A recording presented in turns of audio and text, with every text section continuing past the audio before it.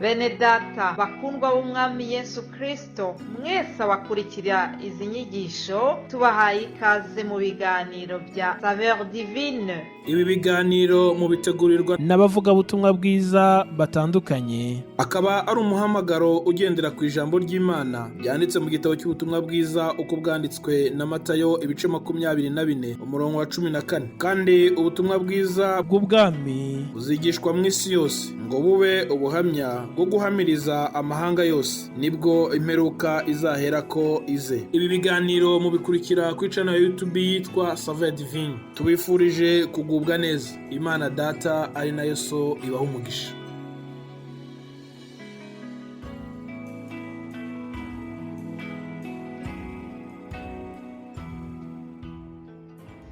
Shalom bakundwa bene data, dusangiye gucungurwa n'amaraso y'umwami wacu Yesu Kristo. Nongeye kubasuhuza mu izina ry'umwami wacu Yesu Kristo. Ngewe rero ubasuhuza nitwa Bagabo Joseph, kandi ngarutse ku bwa Saveur Divine. Nongeye kubashimira cyane kubwo gutega amatwi kino kiganiro cya Saveur Divine, kandi nongeye kubashimira kubwo gufata uyu mwanya mu kumva ijambo ry'Imana muri ubu buryo. Bene data bashiki banjye rero mukurikira kiganiro cya Saveur Divine, ndabingingira guhora mwumva ubutumwa kandi mukaburiza n'abandi benshi cyane, kugira ngo ubutumwa bwiza twahawe n'umwami wacu Yesu Kristo bugere ku bantu benshi. Urushaho kumva icyo umwami wacu ashaka muri iyi minsi tugezemo cyangwa muri ibi bihe turimo. Nkuko mumaze kumenyera rero, urubuga rwa Saveur Divine bategurira ibiganiro bitandukanye muri Kinyarwanda ndetse n'Ikirundi no mu zindi ndimi, mu Gifaransa ndetse n'Icyongereza n'Igiswahili, kugira ngo turusheho kuganira no kungurana ibitekerezo ku ijambo ry'Imana. Turabizi neza ko umwanditsi umwe yaranditse aravuga ngo uko iminsi yegereza ngo abantu barusheho kuganira no guterana no kubwirana amagambo y'Imana. Bene data bashiki banjye, iki cyumwe turimo tuganira hejuru yo kurwana intambara nziza. Mbese ni gute umuntu yarwana intambara nziza? Twagendeye cyane ku nsanganyamatsiko cyangwa se ku ijambo twasomye muri Timoteyo wa mbere 6:12, aho yavuze ngo ujye urwana intambara nziza yo kwizera, usingire ubugingo buhoraho ubwo wahamagariwe, kabwaturira kwatura kwizera imbere y'abahamya benshi. Ahangaha yabwiraga Timoteyo, Pawulo amwandikira amunya ngo ajye arwana intambara nziza yo kwizera, asingire ubugingo buhoraho.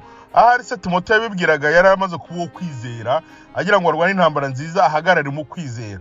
Ariko ngiye ndimo ngaruka no kutari wizera, wowe utari wamenye Yesu nk'umwami n'umukiza, nawe urahamagarirwa kurwana intambara nziza, ukava mu byo urimo bituma urwana nabi ukajya mu bindi bituma urwana neza. Reka nkubwire ngo iyo umuntu akiri mu byaha abarwana intambara itari intambara nziza, ariko iyo umuntu yinjiye mu gakiza akamenya Yesu nk'umwami n'umukiza, akamwinjiza mu bugingo bwiwe, abatangiye kurwana intambara nziza. Pawulo yandikiraga Timoteyo baziranye, Timoteyo babanye, Timoteyo wakire Yesu nk'umwami n'umukiza, amushishikariza kurwana intambara nziza yo kwizera. Ariko ndagira ngo nanjye muri kano kanya mbonye gatoya ko kugira ngo dusangire kino kiganiro, nongere shishikariza umuntu wese uzuma kino kiganiro cya Saveur Divine, yaba wari wakire Yesu nk'umwami n'umukiza, yaba utari wamwakira, ndabingingira kugira ngo murusheho kurwana intambara nziza. Wewe wakire Yesu nk'umwami n'umukiza, rushaho kurwana intambara nziza, ugumye urwana intambara nziza. Ariko utari wamwakira nawe, rwana intambara nziza, uve mu byaha winjire mu bugingo, urwana intambara nziza, wakire Yesu nk'umwami n'umukiza, akubera umuyobozi w'ubuzima bwawe. Reka dusome ijambo ry'Imana na numva nshaka ko tugenderaho umunsi wa none, riri muri Timoteyo n'ubundi wa mbere 18:19. Niyo magambo numva nshaka ko tugenderaho umunsi wa none. Timoteyo wa mbere 18:19. Haravuga ngo mwana wanjye Timoteyo, n'ubundi yandikiraga Timoteyo. Aya ni amagambo yose twasomye ni Pawulo wandikiraga Timoteyo. We yaravuze ngo mwana wanjye Timoteyo, ndakwihanangiriza nkurikije ubuhanuzi bwa kera bwahanuye ibyawe, kugira ngo uduheshe kurwana intambara nziza, ukomeje kwizera kandi ufite umutima uticira urubanza. Uwo mutima bamwe barawuretse bahinduka nk'inkuge imenetse ku byo kwizera. Bene data bashiki banjye, mwe mukurikirana ibiganiro bya Saveur Divine, reka mbabwire ngo dore ikintu cya mbere kikwereka ko umuntu atakiri mu kurwana intambara nziza, nuko agiriye umutima Pawulo yabwiye Timoteyo. Wamwandikira amunya ngo mwana wanjye Timoteyo, ngo ndakwihanangiriza nkwinginga kugira ngo urwane intambara nziza, kuko ngo nzi ibyawe byahanuwe kuva kera. Aragira amugira ngo ukomeze kwizera kandi ufite umutima uticira urubanza, ngo uwo mutima bamwe barawuretse bahinduka inkuge imenetse ku byo kwizera, umutima uticira urubanza.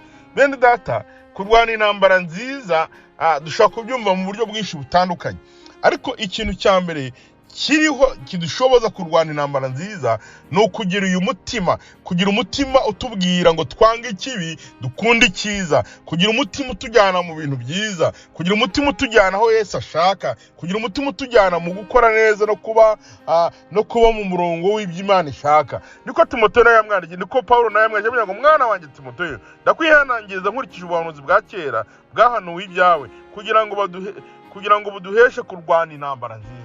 Bene data, kurwana intambara nziza ntabwo ari ibintu birangira uyu munsi, ni ibintu bikorwa umunsi ku munsi, ni ibintu bikorwa isaha ku isaha, ni ibintu bikorwa aho uri hariho hose. Waba uri mu kazi ukarwana intambara nziza, waba uri mu rugo rwawe ukarwana intambara nziza, waba uri ahantu hose waba uri ukarwana intambara nziza. Reka nkubwire, iyo umuntu arwana intambara nziza, ikintu cya mbere aba agamije ni ukurinda ubugingo bwe.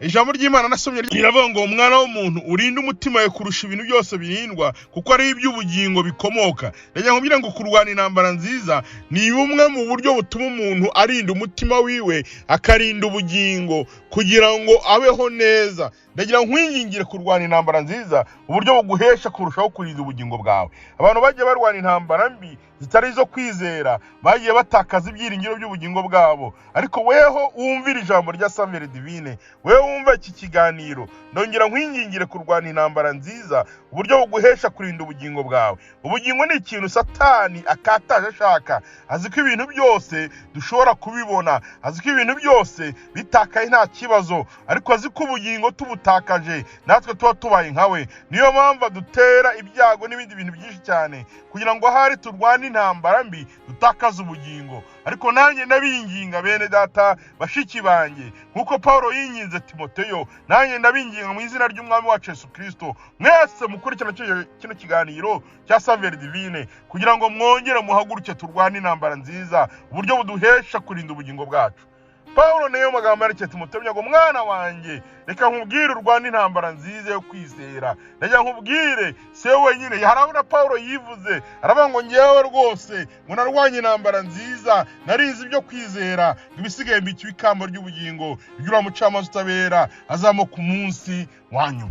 Bene data, hari ibyiringiro, hari n'ibyishimo by'umukristo, hari n'ibyishimo by'umuntu wamenye Imana, ni igihe wicara ukumva ko warwanye intambara nziza. Ndagira ngo muri uyu mwanya wongere wisuzume, nusanga utarwana intambara nziza, ubwire Imana igushoboze kurwana intambara nziza. Tangira urwane intambara nziza aho wirirwa, mu kazi urwane intambara nziza gukiranuka, urwane intambara nziza aho wiga, urwane intambara nziza gukiranuka, mu rugo iwawe urwane intambara nziza gukiranuka. Kandi izi ntambara nziza zose uzarwana, icyo zizaba zigamije ni ukurinda ubugingo bwawe. Ko Satani ituma ateza abantu kurwana intambara zitari nziza ni ukugira ngo yice ubugingo, ariko umurengezi w'ubugingo nawe arimo gushishikariza kurwana intambara nziza kugira ngo urokore ubugingo bwawe.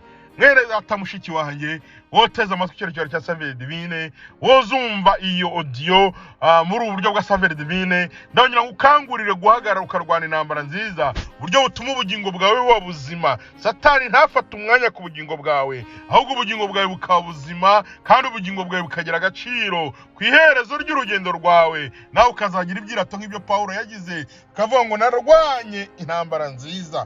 Aho duca ni mu ahantu hagoye, tukiri mu isi duhura n'ibintu bigoye, ariko ndakwinginga kudacika intege, kudasubira inyuma, rwana intambara nziza. Wewe wamenye Umwami Yesu, hagarara kigabo. Niko muri ibyo yaririmbye, yaravuze ngo hagarara kigabo ukomere ushikame, hagarara kigabo ukomere ushikame, urwane intambara nziza. Abatubanjirije baje barwana intambara nziza. Subira mu mateka ureba Yobu, baje bahura n'ibigeragezo, bana babashiraho, umugore aramwihakana, inshuti zimuvaho, tunzi buragenda, ariko Yobu arwana intambara nziza. Ku iherezo ry'urugendo nawe aravuga ngo ntibimukundira ko yakwihakana Imana, aravuga kugeza ubwo azapfa ntazikuraho ku binyangamugayo. uyu mugabo yarwanye intambara nziza nubwo yaraciye mu bigeragezo bikomeye. Reba ba Stefano banza baba batera amabuye ngo barahagarara barwana intambara nziza, baravuga ngo mwami waba ariko batazi icyo bakora. Kurwana intambara nziza ni kimwe mu bintu bidukingurira amarembo y'ijuru, ubugingo bwacu bukaba buzima.